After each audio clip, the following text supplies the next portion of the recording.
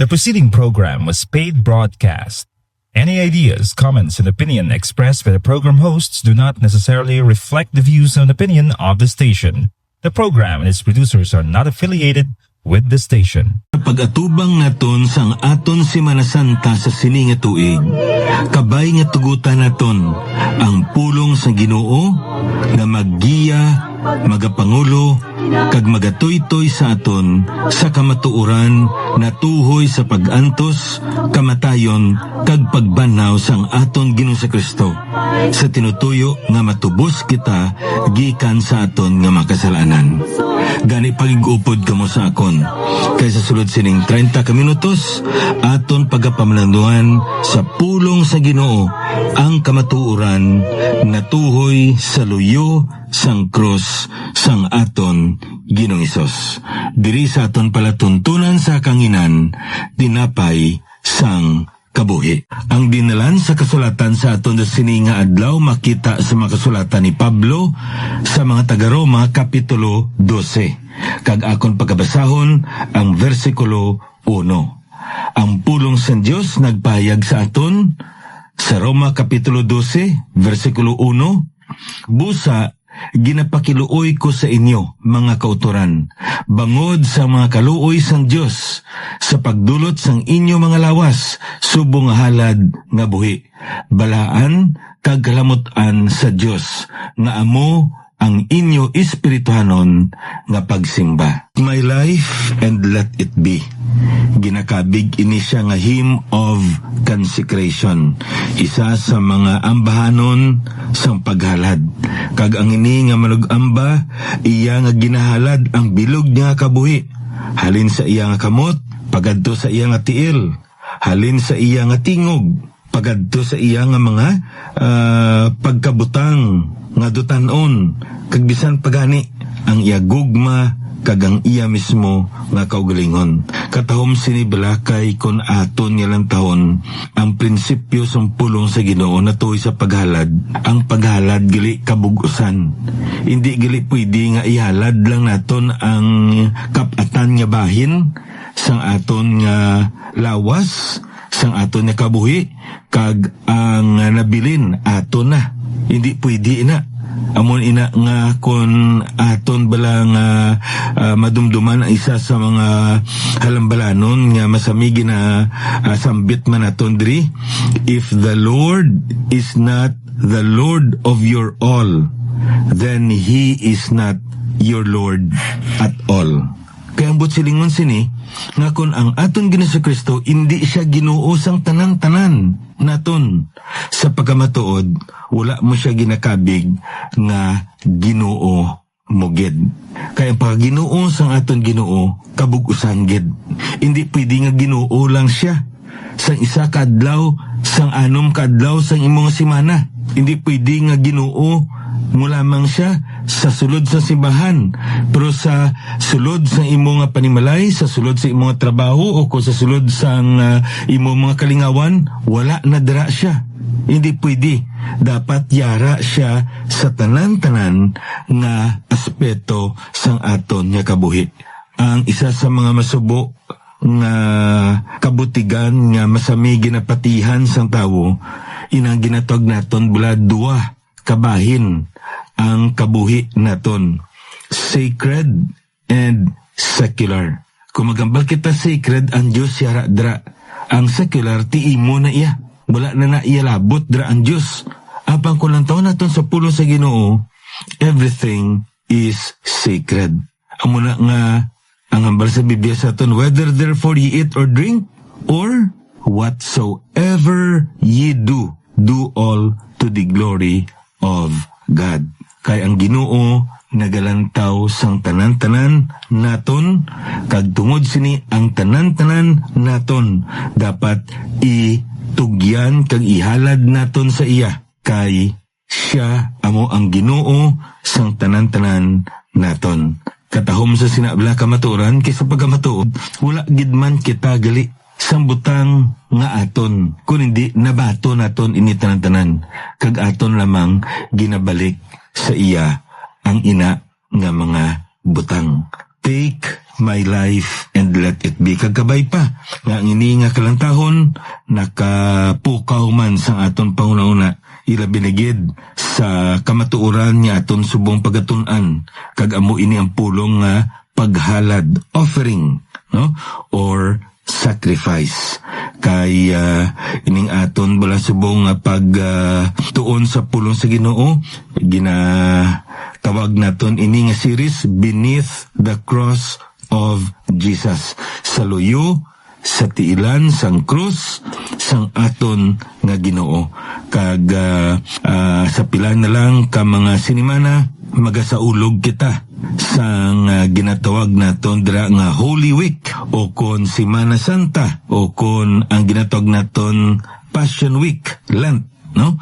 Kag ini ginahanduraw naton ang pag-antos sang aton Ginoo si Kristo, ang iya kamatayon kag iya pagkabanhaw sa tinutuyo nga paagi sa sina nga bulaton sa aton Ginoo, matubos kita gikan sa aton nga mga kasalanan kag amo ini ang naghatag sa imo kag sa akon sang kaluwasan. Makaisa gid lamang ang aton Ginoo, nagantos, napatay kag nabanhaw, kag ang iya gahom sang iya nga pagtubos nagapadayon sa tagsa-tagsa kakabuhi sang mga iya, sang mga tumuluo, sang mga tinubos niya.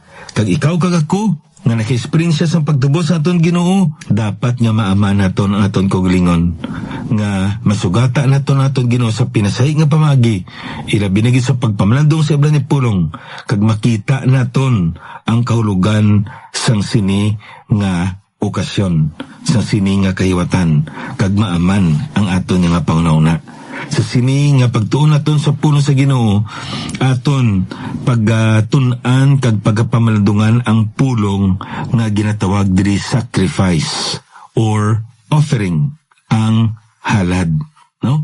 Kag kon aton isisaon ining aton passage of the day katahom sa ginambal niya, ang paghalad sang mga katawhan sa bag-o nga katipan. Ini nga paghalad pinasahi ini kaya subong nga ang sapat sa daan nga katipan ginahalad sang manughalad, kag ang matabo sini sa iya amo nga patsyon ang ini nga sapat sa talos sang sini nga manughalad sa kabayaran sang iya nga paglapas, kag sa aton niya nga bag-o nga katipan nga mga tumuluo, ang aton niya nga ihalad ang aton kaugalingon. Kag ini buhi nga halad. Kay amo ini ang halad nga ginakabig naton espirituhanon nga pagsimba. Katahom sa sinibalang kamaturan niya makita naton. Kay sa daan man niya katipan o kung sa bago man niya katipan, ang Ginoo gali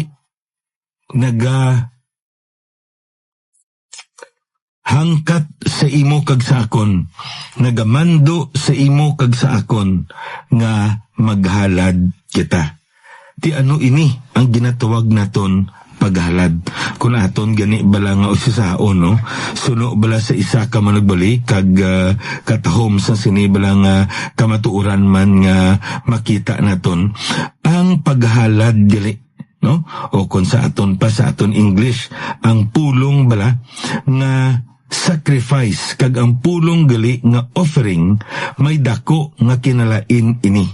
There is a difference between sacrifice and offering. Offering is a broad term for any gift brought to God. Ti ang mga ihemplo sa sini nga mga dulot nga ginahatag sa Dios ila binigid sa daan nga katipan, kati amo ni ginalantaw naton the offerings in the Old Testament and the sacrifices in the Old Testament. Kag sa nakita naton gali kag aton pagatun-an karon nga may kinalain ini. Kung magambal kita gali offering, amo ni mga dulot nga ginadala sang mga katawan sang Israel sa aton nga Dios sa sulod sa tabernakulo, kag later on sa sulod sang templo. Ti ano ini? ang mga ehemplo sini, mga sapat, mga ginatog na tondra uyas, no? Kabisan pagani, kwarta, no? Sa piyakabahin, kung magambal kita sacrifice, amo inigali ang bot sini, a specific type of offering involving the slaughter and burning of an animal or portion of food on the altar for atonement or covenant. So, ang ginatogili naton sacrifice daw medyo specific ini gamay. Medyo matulutulid ini siya gamay. Kaya nga man, amo ini ang mga dulot nga ginahalad sang manugalad sa makatawan sang Israel. Kag ini nga halad masami ginapatay ini. Kag subong man ang ini nga halad ginasunog ini. Amo ini nga kung kaisa ang tawag sini burnt offering, no? Masami sapat ini ang ginapatay kag ginasunog. Pero may mga tinion man nga mga uyas, no? Grain offering kag ini ginasunog man sa ibabaw sang altar. Kag ang tinutuyo sini amo ang pagtubos, kapatawaran, kag subong man ang pagpakig katipan. So amo ini nga ang ini balang scholar diri, no? Ang iya bala diri nga paglantaw sini, all sacrifices can be considered as offerings, but not all offerings can be considered as sacrifices. So, may kinalain gid ang ginatawag natong sacrifices sang sa offerings. Di, ari ko ng taon nato, no? Para makita, pagidbala naton sing maayo, masapuan naton nga ilabi na gid ining pulong nga sacrifice. Isa ini siya sa mga matawag naton dako nga tema o kung topiko ilabi na gid sa daan nga katipan. And of course, naibaluan naton ang tinutuyo sini kay gininterpretar ini o kung ginhatagan ini sang kahulugan sa bag-o nga katipan. So, ari kon aton isasaon, ang paghalad walay sapayan nga ginahimo na ini sa makatawan antes pa sa panahon ni Moises. Si Abraham naghalad man to, no? Kag madamo pagid sa mga katawan ang naghalad sa aton nga Ginoo. Apang pag-abot naton sa panahon ni Moses, diri na makita naton nga na-establisar ang kasuguan kag upod dira ang paghalad. So, through the law, we have the sacrificial system. Gin saysay kag gin isa-isagid sang aton Ginoo kung ano ang mga nagakalain-lain nga mga halad nga dapat ihalad sang mga katawan sang Israel. Kag may duha klase sang halad, ang ginatawag naton voluntary offering kag ang ginatawag naton dira compulsory offering or obligatory offering. Kung magabal kita voluntary, ti balaan taman voluntaryo, kinabubuton. Pero may ara gid compulsory, no? Obligatory. Kung sa aton pa, kung ikaw Hudiyo nga lalaki, dapat gid nga maghalad gid ikaw sini. Kay kinanglanon gid, obligado gid ikaw. Ang muning makita naton duha ka klase. Now, kung aton usasaon sing mayong pulong sa Ginoo, makita naton nga ginahimo ini sa makatawan sang Israel. Apang masubo diri kay samtang nagadugay ang ini nga ginatawag naton sacrificial system, ang paghalad, ang mga katawan sang Dios mismo nadula na nila ang kahulugan kag ang tinutuyo sini. Tinibaluan nato niya do amugid ina ang batasan sang tawo. Sa una pa lang nga mga panahon, tinion, sang gina-introduce ni Moses, ilagid ginabatsyag ang tinutuyo, ang rason, ang kabangdanan, nga nagahiwat sila sang amuni nga mga butang, kag ginatagan gid nila ina sa dako nga bili sa ila kabuhi. Ginantisipar nila ina. Pero, ang masubo diri, kay samtang nagadugay, nangin makabig naton kag magamit naton siguro nga pulong bala habitual and common. Nangin isa na lang ka sige-sige kag nagapadayon nga buluhaton kag tungod sini daw familiar na ang tanan-tanan kag masubo diri kay tungod nga daw ginaobra man siyang tanan-tanan kag naibaluan man siyang tanan-tanan ti nadula na ang iya nga kahulugan. Tub-tub nga makita naton dira sa ginatawag naton dira the period of the prophets.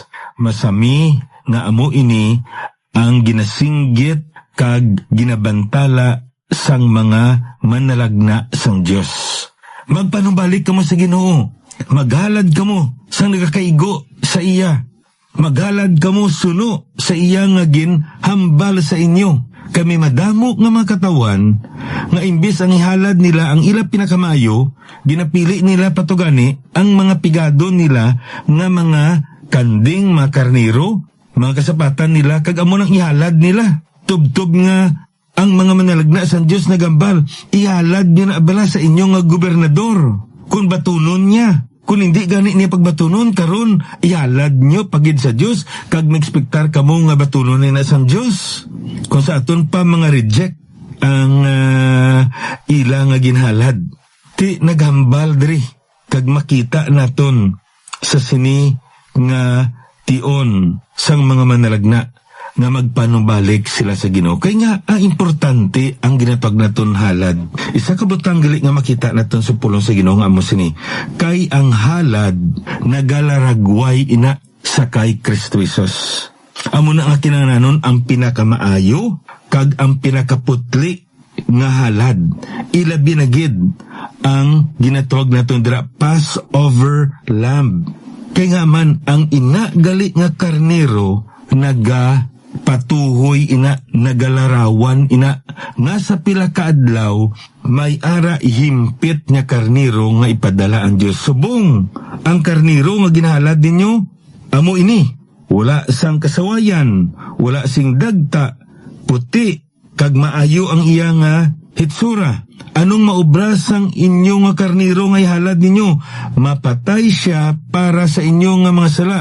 Pero ang inyo nga sala hindi na makuha, natabunan lang ang inyo nga sala. Sa inyo panulukan wala na kamo sing sala kay ginhalad nyo ang karniro. Pero ara palagyapon na inyo nga sala.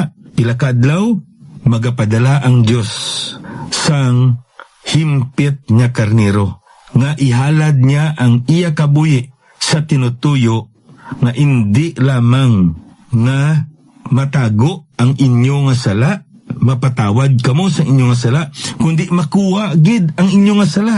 Kag subong man nga amo ini ang makahatag sa inyo sang matudtuod nga himpit kag patod nga kaluwasan.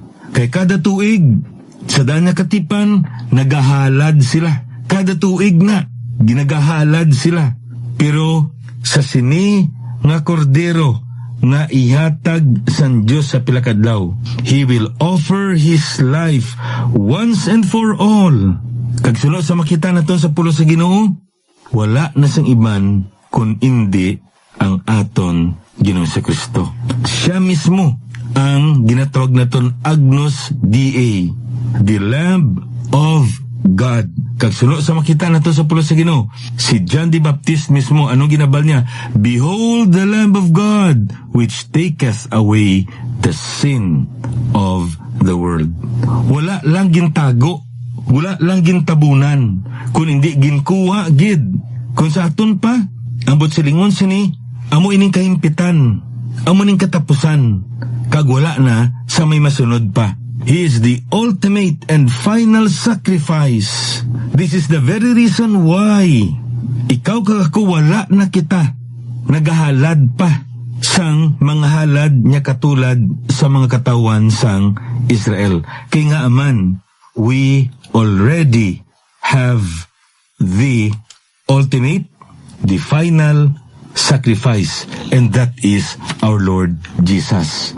Sa daan niya katipan may ara sila, mga ginatawag naton dira 5 ka mga sahi sang mga paghalad. Kag ining tatlo diri ginakabig ini nga voluntary offering. Kag ining duwa diri ginatawag ini mandatory o kon obligatory offering. Ang una diri nga offering nga ginakabig naton voluntary offering, amo ginatawag naton diri burnt offering. Ini siya mga sinunog ini nga halad, pidi man nga pispis, no? O kon isa ka karnero. Kag ini kon aton nilang taon ang iya nga mga karne. Kag ang iya mismo nga tulan dapat isunugon gid ina. Ini kon aton nilang taon gali nagapahayag ini sang pagpasalamat, pagsimba kag subong man nagapahayag sang pagtubos sang sala. Ti ang ikadua diri gintawag ini nga grain offering. Again, this is also a voluntary offering. Ano ang botsilingon sini? No? Amo ini ang paghalad sang mga nauna nga mga bunga sang katamnan. Kati madamo gid sang mga Israelites nga mga farmers kag ginatawag naton dira upo dira ang ila nga mga patubas sa ila nga mga talamnan. Kag amo ini ang ila nga ginahalad paagi sa mga uyas kag subong man himo sila sang tinapay nga wala sing tapay. Kag ang ikatatlo diri ginakabig ina nga peace offering. Ining peace offering amo ini ang paghatag sang pinakamaayo kag wala sing kasawayan, wala sing dagta nga mga sapat sa ila nga panong kag subong man mga pinakamaayo nga mga uyas sa ila nga patubas.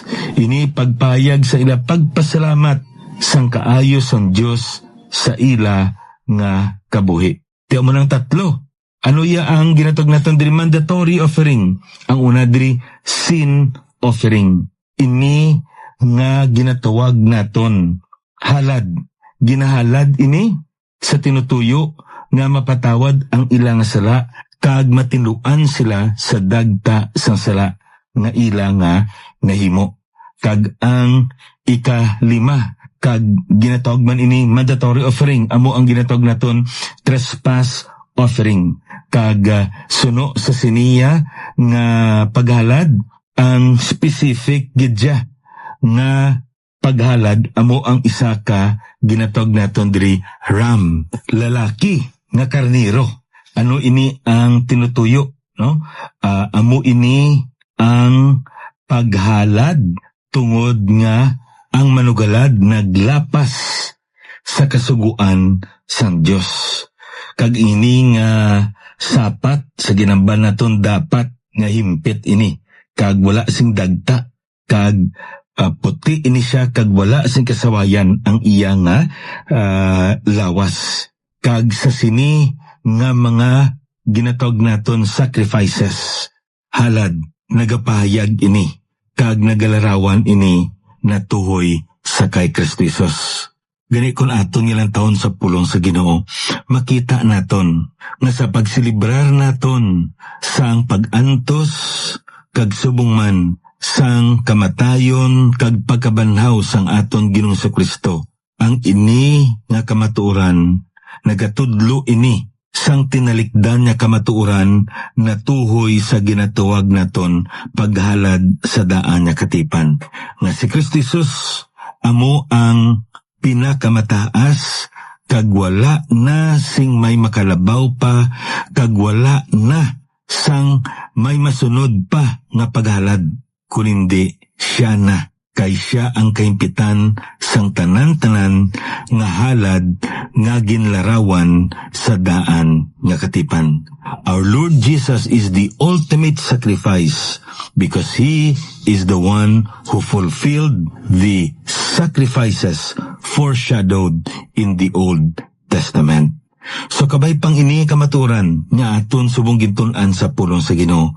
Makahatag ini sa aton sing dugang pagid nga pagpatag kag preparasyon sa pagsugata naton sang sini nga Semana Santa sa sini nga tuig. Kabay pang Ginoo magapakamayo sa aton sa pagpadayon naton sa pag-alagad sa iya. Ininyab yan alagad sa kanginan Pastor Neil Vilches, ang Ginoo magapakamayo sa iya.